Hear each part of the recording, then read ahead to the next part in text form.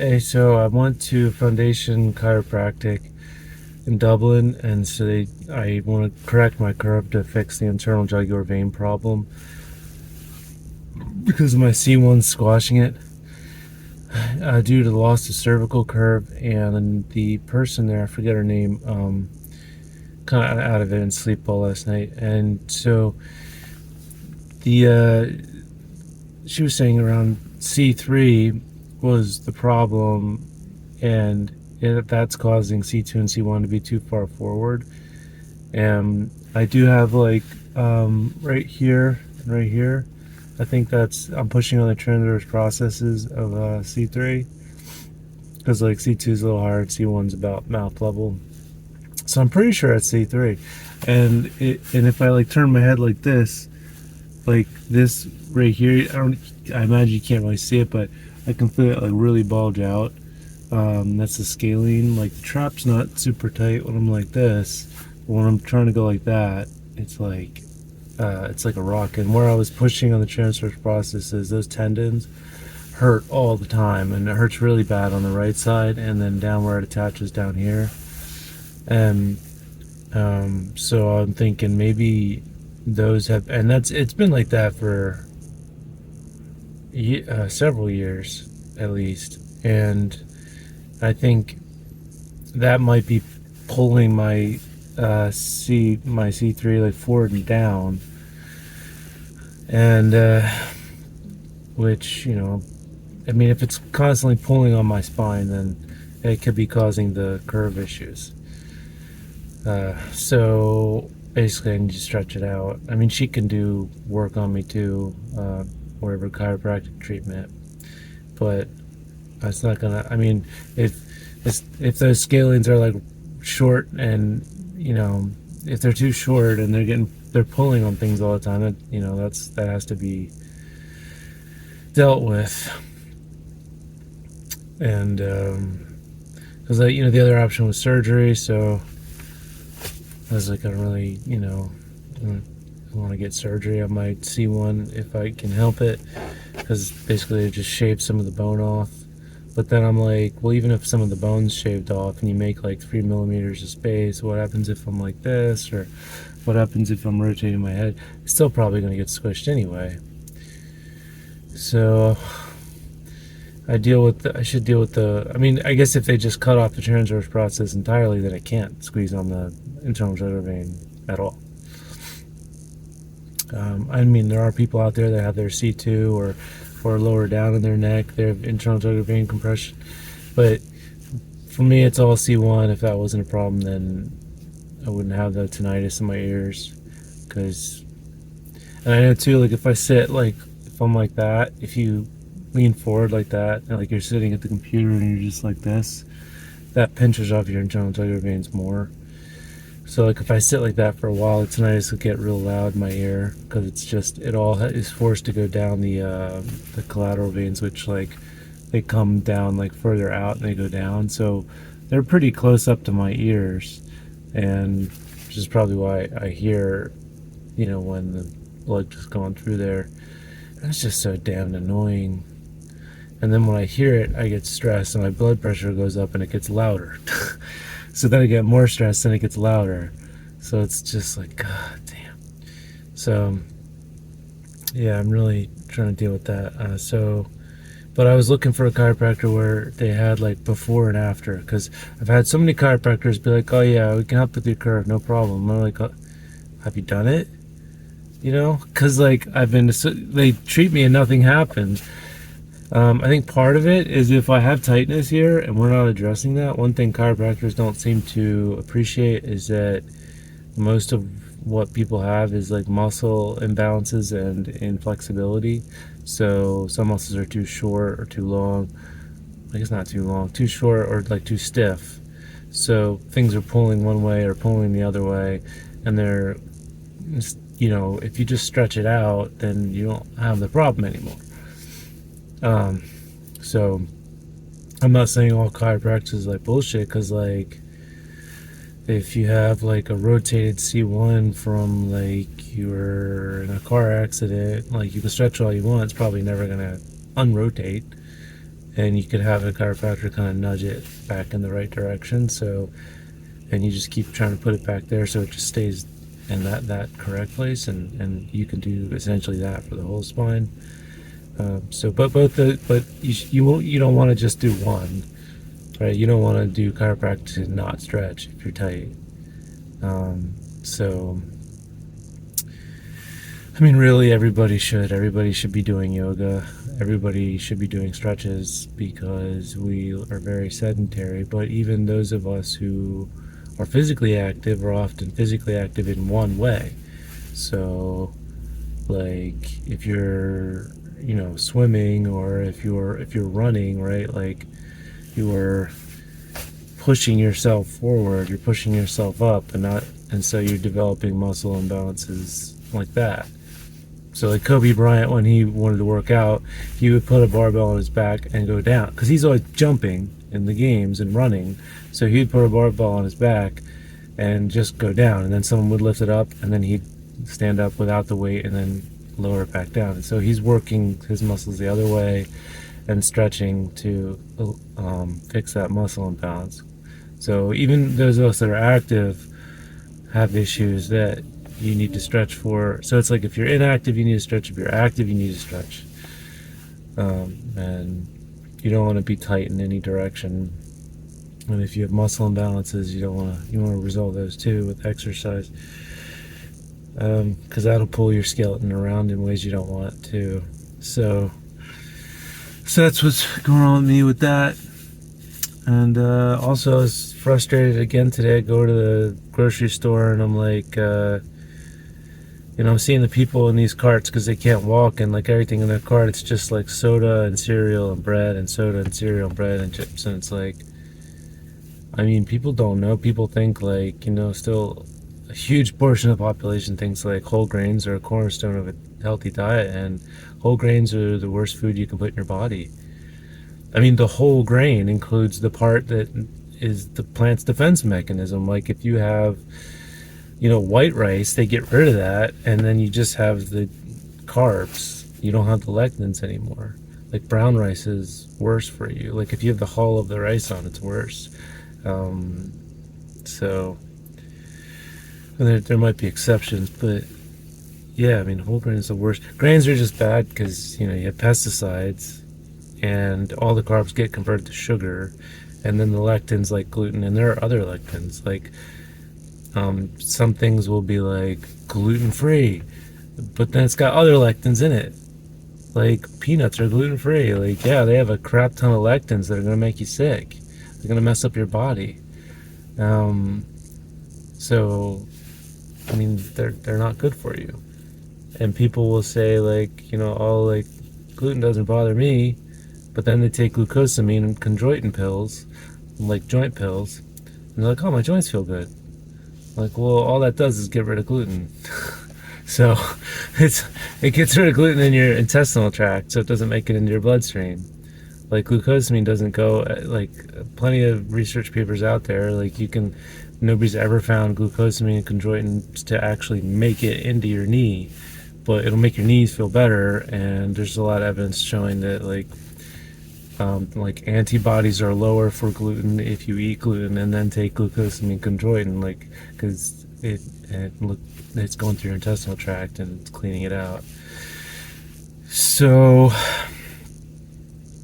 yeah, people just eating like shit and killing themselves. I mean, people like getting Parkinson's and muscular sclerosis and crap like that, thyroid problems and joint problems, and being like, I don't have a problem with gluten. And it's like, you do. Like, if you are a human and you eat gluten or any lectin, your body will attack it because it's like a foreign thing, right? Like if you put, if you cut open your skin and stick, pencil shavings in there, you're gonna have antibody. You're gonna have white blood cells attacking it, because it's like, what is this thing? Get it out of here. And lectins aren't supposed to be there, but also lectins, the problem with them is they mimic your own molecular structures, like your thyroid or soft tissue.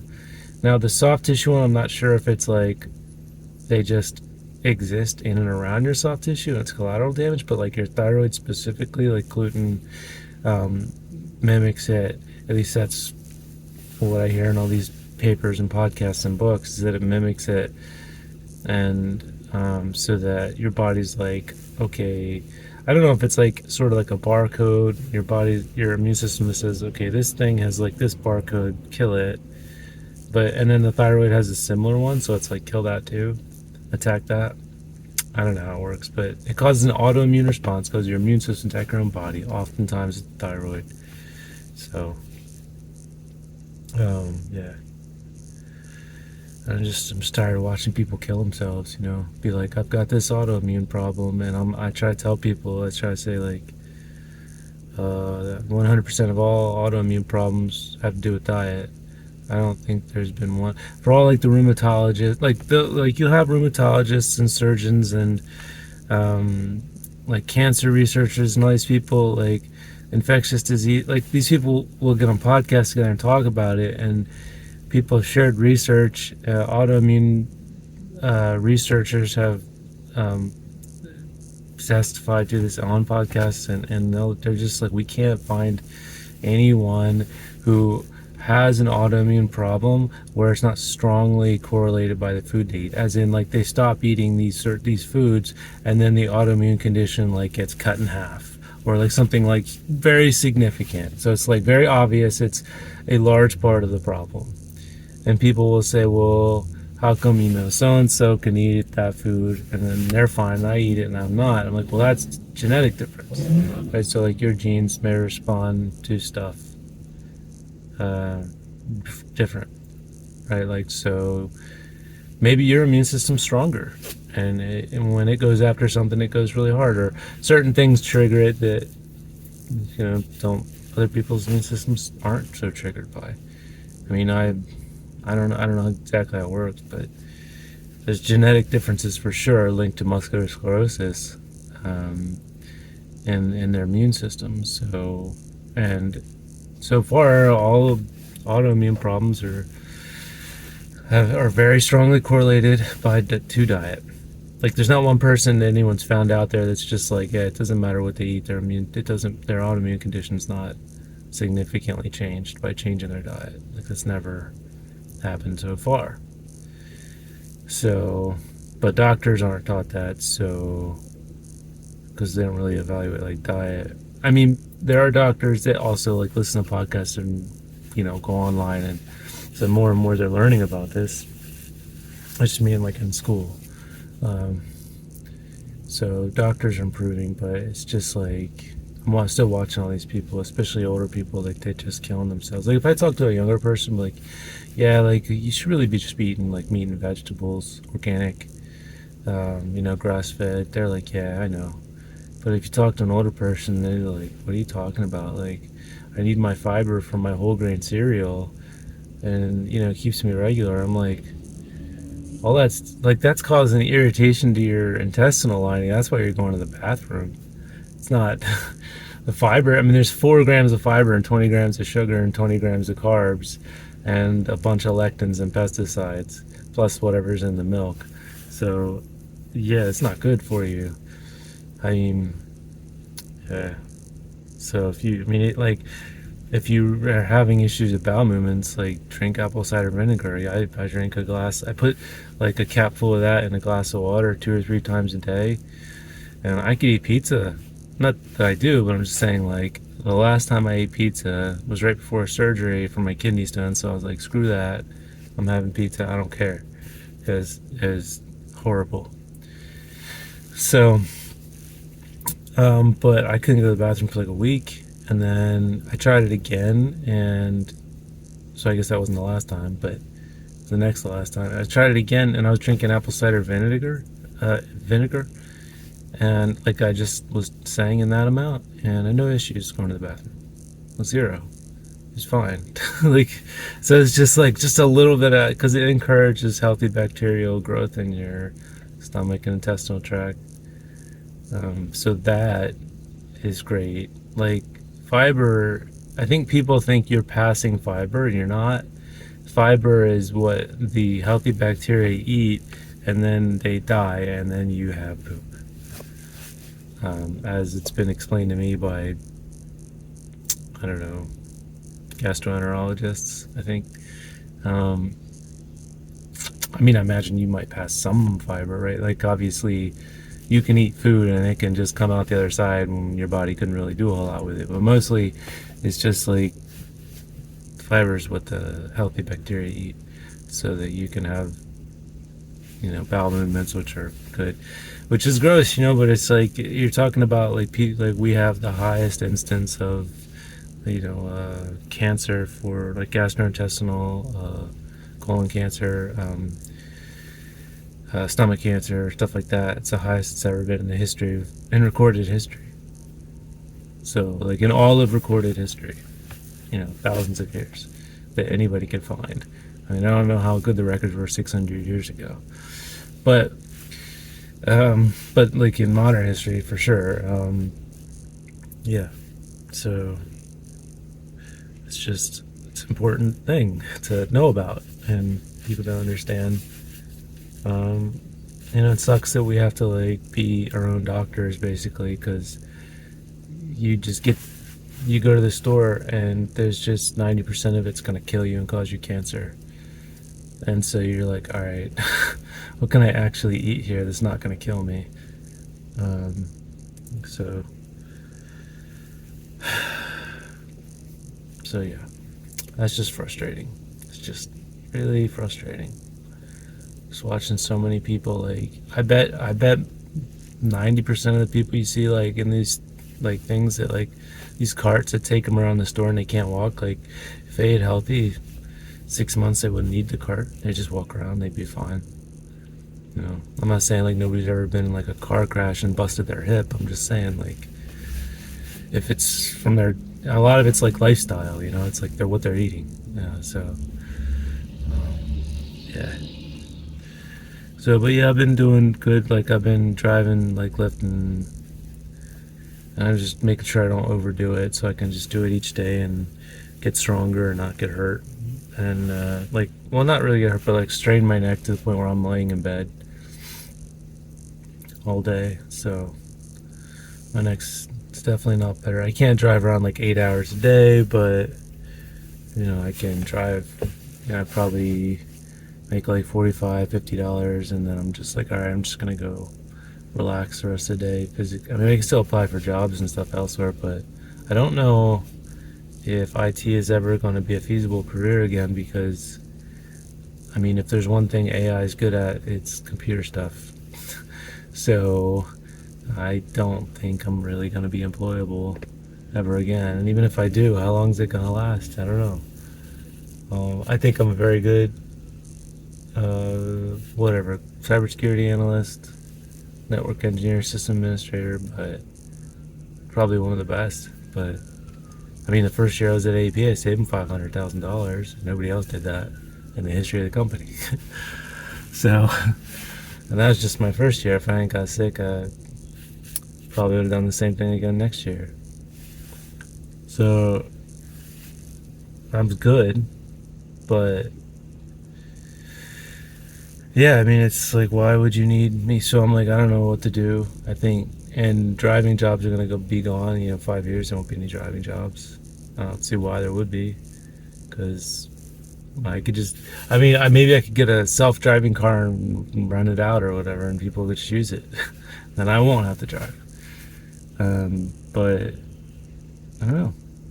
I don't know what to do, because like I could work a desk job, but I can't work like a manual labor job, because when I need to stop, because I have a lot of like neck, like atrophy in my neck and weakness, and I mean, even a normal person, like I don't think it's good to just be like a cog in a machine, like constantly doing stuff physically. A lot of people, like plumbers, electricians, and so on, and like their backs hurt later in life. Roofers and stuff. Like, it's not good for people without major neck injuries, let alone just people with ones. But I mean, I still do stuff around. Like, I go clean up the chicken coop. I go to the gym. I swim. I play basketball, and I do this like drive and lift, and yeah. So doing okay. but I really need. I could sit at a computer all day. Uh, that's not an issue. So yeah, yeah. All right.